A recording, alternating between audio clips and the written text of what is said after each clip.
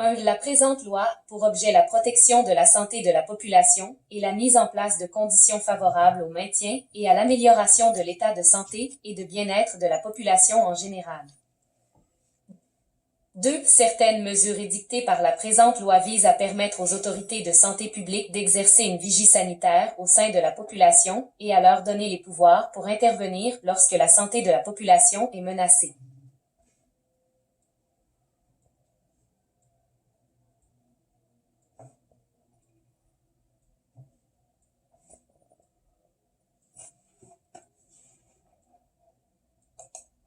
Est-ce la présente loi? On entend par une menace à la santé de la population la présence au sein de celle-ci d'un agent biologique, chimique ou physique susceptible de causer une épidémie si la présence de cet agent n'est pas contrôlée.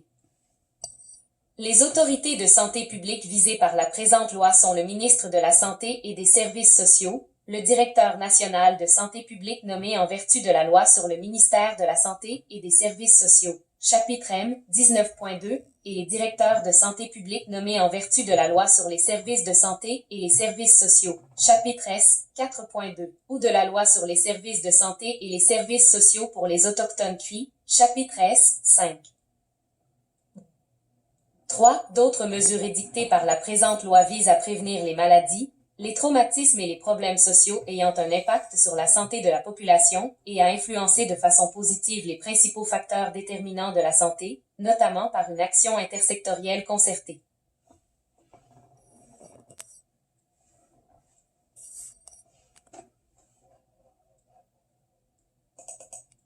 Elles visent le maintien et l'amélioration de la santé physique, mais aussi de la capacité psychique et sociale des personnes d'agir dans leur milieu.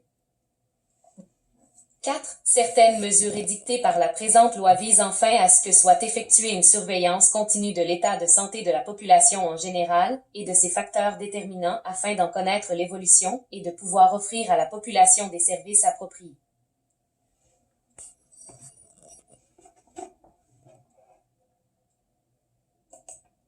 Les dispositions de la présente loi qui concernent la surveillance continue de l'état de santé ne s'appliquent pas aux activités de recherche ou de développement des connaissances effectuées, notamment par l'Institut national de santé publique du Québec, dans le domaine de la santé ou des services sociaux. 5. Les actions de santé publique doivent être faites dans le but de protéger, de maintenir ou d'améliorer l'état de santé et de bien-être de la population en général, et elles ne peuvent viser des individus que dans la mesure où elles sont prises au bénéfice de la collectivité ou d'un groupe d'individus.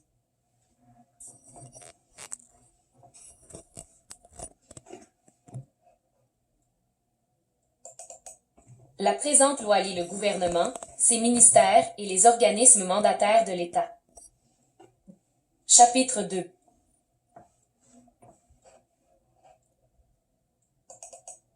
Programme national et plans d'action régionaux et locaux de santé publique. C'est en conformité avec le plan stratégique pluriannuel visé à l'article 431.1 de la loi sur les services de santé et les services sociaux, chapitre S 4.2, le ministre élabore un programme national de santé publique qui encadre les activités de santé publique au niveau national, régional et local.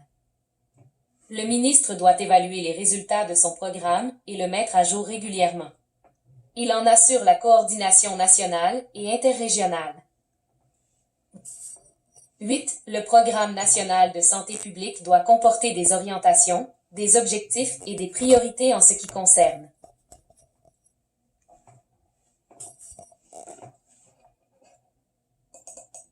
la surveillance continue de l'état de santé de la population de même que de ses facteurs déterminants. 2 degrés la prévention des maladies, des traumatismes et des problèmes sociaux ayant un impact sur la santé de la population. 3 degrés la promotion de mesures systémiques aptes à favoriser une amélioration de l'état de santé et de bien-être de la population. 4 degrés la protection de la santé de la population et les activités de vigie sanitaire inhérentes à cette fonction. Le ministre peut ajouter des orientations, des objectifs et des priorités en ce qui concerne tout autre aspect de santé publique qu'il estime nécessaire ou utile d'inclure au programme. Dans l'élaboration des volets du programme qui concernent la prévention et la promotion, le ministre doit, dans la mesure du possible, cibler les actions les plus efficaces à l'égard des déterminants de la santé, notamment celles qui peuvent influencer les inégalités de santé et de bien-être au sein de la population, et celles qui peuvent contrer les effets des facteurs de risque touchant, notamment, les groupes les plus vulnérables de la population. 9. Le Programme national de santé publique peut aussi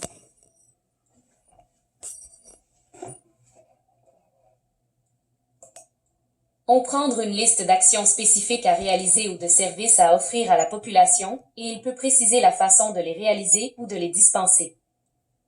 2 degrés énoncer des résultats à atteindre dans des délais précis.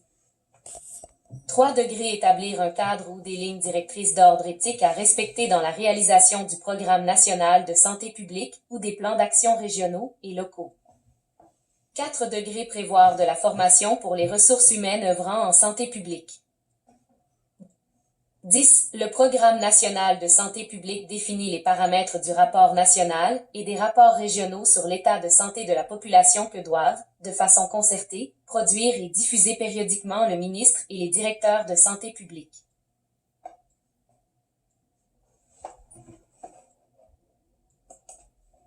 Les paramètres doivent permettre, dans la mesure du possible, au plan national de comparer les résultats obtenus pour l'ensemble du Québec avec ceux obtenus pour chaque agence et pour le conseil régional, et, au plan régional, de comparer les résultats obtenus selon les différents territoires des établissements exploitant un centre local de services communautaires.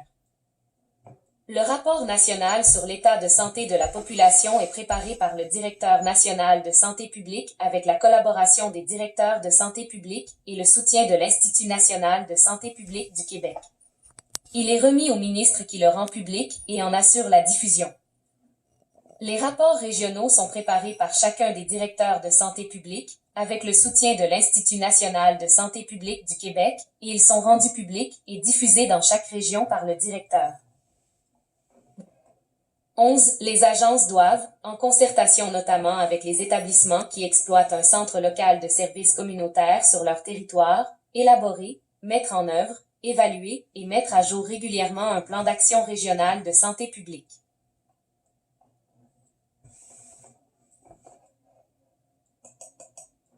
Ce plan d'action doit être conforme aux prescriptions du Programme national de santé publique et il doit tenir compte des spécificités de la population du territoire de l'agence. 12. Le plan d'action régional doit comporter un plan de mobilisation des ressources des établissements de santé et de services sociaux du territoire, lorsque le directeur de santé publique en a besoin pour effectuer une enquête épidémiologique ou pour prendre les mesures qu'il juge nécessaires pour protéger la santé de la population lorsqu'elle est menacée.